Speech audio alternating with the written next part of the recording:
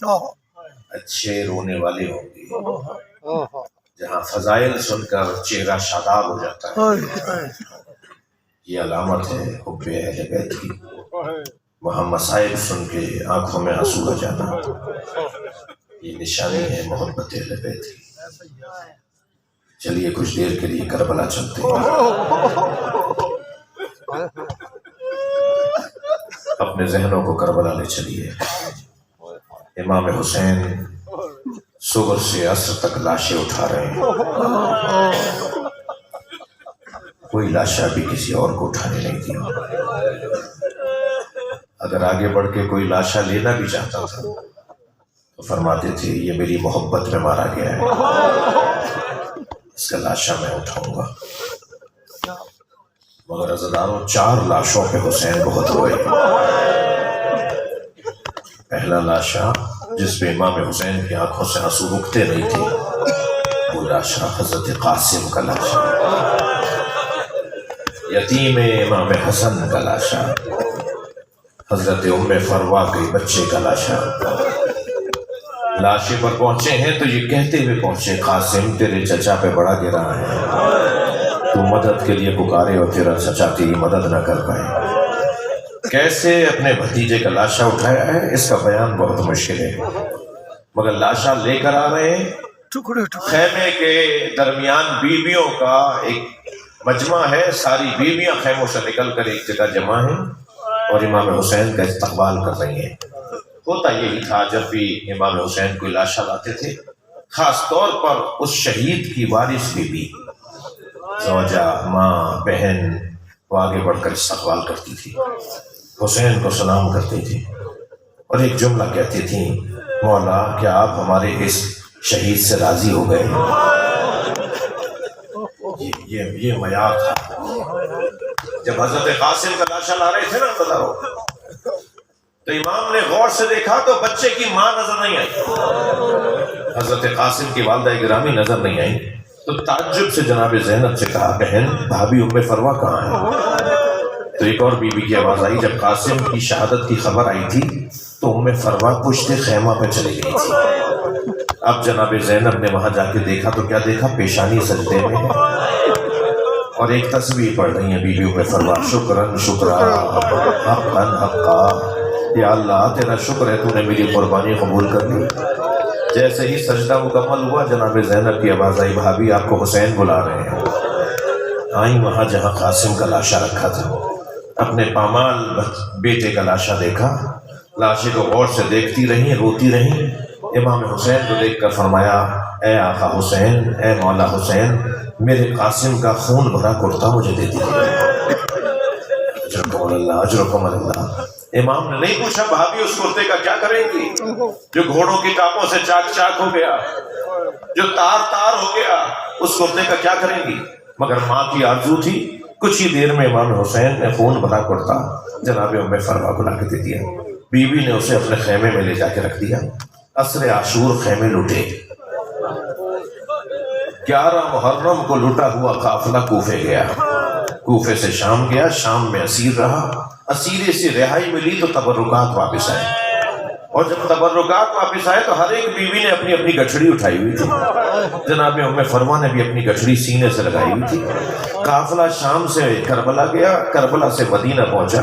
جب مدینہ پہنچی نا تو بار بار کہنے لگی، میرا اونٹ جنت البقیع لے جاؤ، میرا اونٹ جنت البقیع لے جاؤ، مجھے جلدی جنت البقیع پہنچاؤ۔ جب بیوی کا اونٹ جنت البقیع پہنچا تو قبر امام حسن کے برابر میں بیٹھی، گچڑی کھولی، خون بھرا کرتا نکالا، قبر امام حسن پہ پھیلا دیا اور ایک مرثیہ پڑھا، اے میرے والی تمہارے بچے کی نشانی لے کر آئی۔ اجرکم اللہ، اجرکم اللہ۔ اللہ آپ کو کسی غم میں نہ رلائے۔ بہت دیر میں نے لگائی مگر مجھے مصائب کا دورانیہ، مجھے اجازت دیں کہ کچھ دیر مصائب میں اگر لگ جائے تو مجھے معاف فرمائیے۔ یہ ایک لاشا ہے جس پر حسین روئے ہیں، دوسرے لاشے کا نام سنیں گے جس پہ بہت روئے، وہ ہے علی اکبر کا لاشا، اپنے جوان کا لاشا، اپنے جوان بیٹے کا لاشا، کمر پکڑ پکڑ کے لاشے تک پہنچے۔ لاشا کیسے اٹھائیں؟ اس لیے کہ بوڑھا باپ ہے، کمر شکستہ ہے اور جوان کی میت ہے۔ واحد لاشا ہے جو برابر سے امام کو آواز آئی تو دیکھا کہ زینب کھڑی ہے. فرمایا بھائی اسے میں نے پالا تھا، لاشا بھی میں اٹھاؤں گی. جناب زینب نے امام حسین کے ساتھ بچے کا لاشا اٹھایا. بہت روئے حسین علی اکبر کے لاشے پر. تیسرے لاشے کا نام سنیں گے؟ اجرکم اللہ، اجرکم اللہ. تکلف نہیں کریں جنہیں رونا آ رہا ہے. جب آپ بلند آواز سے روتے ہیں امام جعفر صادق دعا دیتے ہیں. ائمہ اہل بیت کی آرزو ہوتی ہے کہ کوئی بلند آواز سے روئے. تیسرے لاشے کا نام سنیں گے؟ تیسرا لاشا جس پر امام حسین بہت روئے وہ ہے عباس.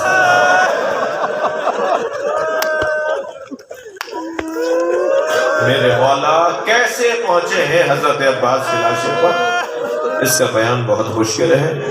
سر اپنی آغوش میں لے لیا، مولا عباس کا سر امام حسین نے اپنے گود میں لے لیا. حضرت عباس نے آہستہ آہستہ سر ہٹا دیا.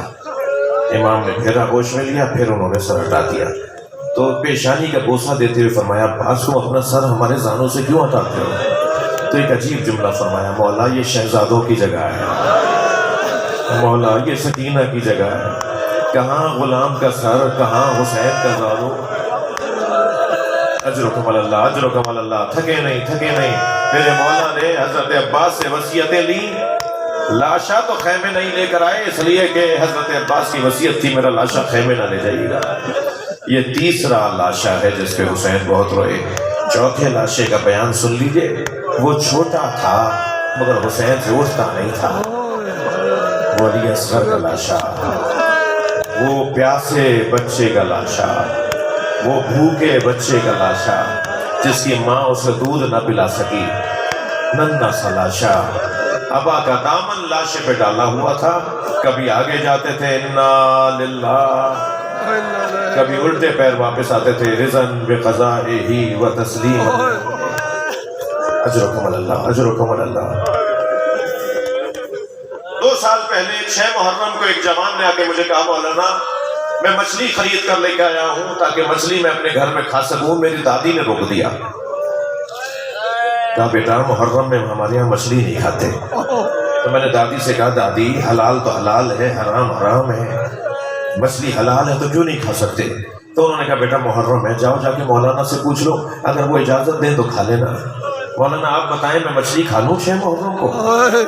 وہ جب بول رہا تھا تو میں رو رہا تھا. میں نے کہا میں اتنا بڑا عالم نہیں ہوں، مجھے اس مسئلے کا جواب نہیں آتا. تم دادی کی بات مان لو اس لیے کہ تمہاری دادی سچ کہہ رہی ہے. حسین نے علی اصغر کے تڑپنے کو مچھلی کے تڑپنے سے تعبیر. اما ترونا کیف یتلذا، دیکھ نہیں رہے میرا بچہ مچھلی کی طرح منہ کھولتا ہے. اجرکم اللہ، اجرکم اللہ. اور مچھلی کی طرح منہ بند کرتا ہے. جو کچھ دیر پہلے تک بچہ تڑپ رہا تھا وہ اب بابا کی گود میں چین سے سو رہا ہے اس لیے کہ گلے پہ تیر لگ چکا ہے. امام نے ابا کا دامن لاشے پہ ڈالا ہوا تھا. خیمے کے قریب پہنچے تو نہ جانے کیا خیال آیا، الٹے پیر واپس ہونے لگے. مجلس میں خواتین بھی بیٹھی ہیں نا، چھوٹے بچوں کی مائیں بھی آئی ہوئی ہوں گی. آپ کے گھروں میں بھی دودھ پیتے بچے ہوں گے. سلام کریں جناب رباب کو. قریب گئے، کیا خیال آیا، الٹے پیر واپس آئے. پھر آگے جاتے ہیں، پھر پیچھے آتے ہیں. اسی اسنا میں خیمے سے پردہ ہٹا. سامنے سکینہ کھڑی نظر آئی. بی بی نے دور سے دیکھا کہ بابا کی گود میں بھائی چین سے سو رہا ہے. تو پانی پلانے لے گئے تھے نا امام حسین نے، یہ کہہ کر لائے تھے نا کہ میں اسے پانی پلانے لے جا رہا ہوں. جناب سکینہ نے دیکھا کہ بھائی چین سے بابا کی گود میں سو رہا ہے تو سنیں گے کیا کہا. آواز دے کر کہا بابا میں بھی پیاسی ہوں، بابا مجھے بھی لے جائیے. حسین کیا بتائیں کیسا پانی پیا ہے. مگر جیسے ہی بچی کی آواز بلند ہوئی خیمے کا دروازہ پردہ پھر ہٹا. کیا دیکھا جناب رباب کھڑی ہے. جناب رباب تیزی سے بڑھ رہی تھی، حسین پیچھے ہٹ رہے تھے اور پیچھے ہٹتے ہوئے فرمانے لگے رباب بتاؤ میں کون ہوں. اپنی ہی زوجہ سے پوچھ رہے ہیں رباب بتاؤ میں کون ہوں. جناب رباب نے فرمایا آپ میری امام ہیں، آپ حجت خدا ہیں. جب امام نے جملے سنے ابا کا دامن ہٹا دیا. خون میں لتھ پت بچے کا گلا، خون میں لتھ پت بچے کا چہرہ جناب رباب نے دیکھا. ننھے ننھے لبوں پہ لب رکھ دیے اور پھر فرمانے لگی اے میرے لال عرب تو اونٹنی کے بچے کو بھی نہر نہیں کرتا. یا بنیا امثلک ینہر، کیا تجھ جیسوں کو نہر کیا جاتا ہے؟ وہ خط کریا ہو گیا، مجلس ہو گئی۔ عزادارو، ایک روایت پڑھنے جا رہا ہوں، بی بی کا ادب مانے ہیں، میں تفصیل میں نہیں جاؤں گا۔ اللہ کرے میرا مجمع خاص طور پر جو بیویاں بیٹھی ہوئی ہیں، دودھ پلاتے بچوں کی مائیں ہیں، آپ کے گھروں میں دودھ پیتے بچے ہیں، اللہ کرے میری بات منتقل ہو۔ مجھے نہیں پتا کہ شام غریبہ میں پانی کہاں سے آیا، شام غریبہ میں کھانا کہاں سے آیا، مگر یہ سارے مقتل نگاروں نے لکھا ہے کہ شام غریبہ میں پانی بھی آیا، کھانا بھی آیا۔ سب سے پہلے جناب زینب نے بچوں کو پانی پلایا، بچوں میں بھی سب سے پہلے جناب سکینہ کو دیا۔ جناب سکینہ پہ ادب قربان ہو، فرمایا پھوپھی اماں آپ تو مجھ سے زیادہ پیاسی ہیں، پہلے آپ پانی پی لیں۔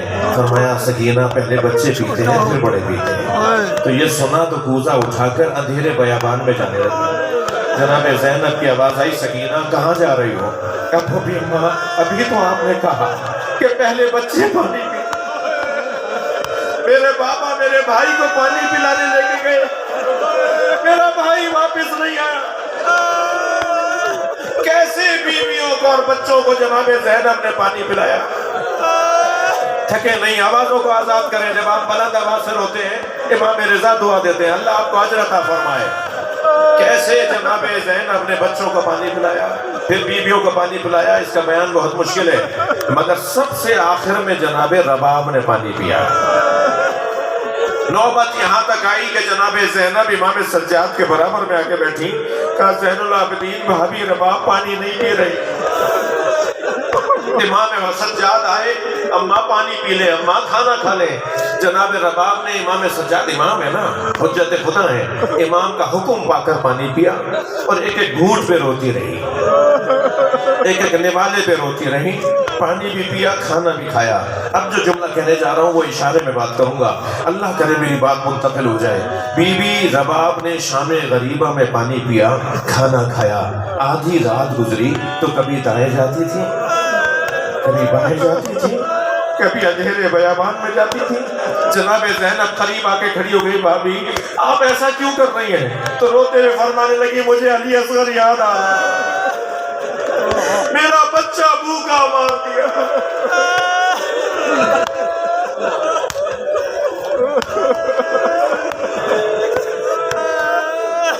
اللہ لعنت اللہ علی الظالمین۔ یا اللہ ان آوازوں پہ رحمت نازل فرما۔